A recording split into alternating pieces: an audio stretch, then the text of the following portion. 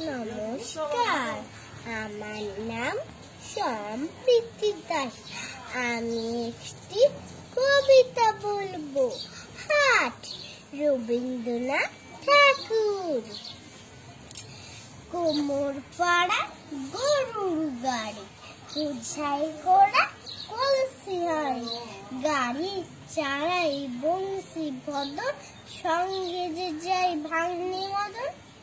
হাট বসেছে শুক্রবারে বক্সিগঞ্জে পদ্মা পাড়ে, জিনিসপত্র জুটিয়ে এনে গ্রামের মানুষ বেচে কেনে।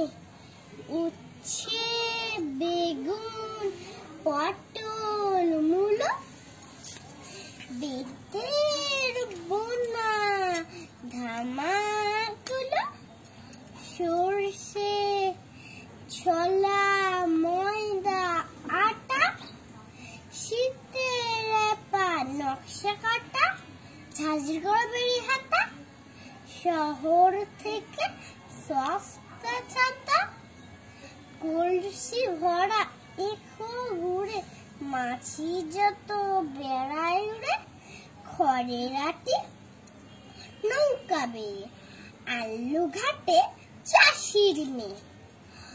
অন্ধকার পথের পুরী, গান শুনিয়ে ভিক্ষে করে, পাড়ার ছেলে সানের ঘাটে জল ছিটিয়ে সাঁতার কাটে।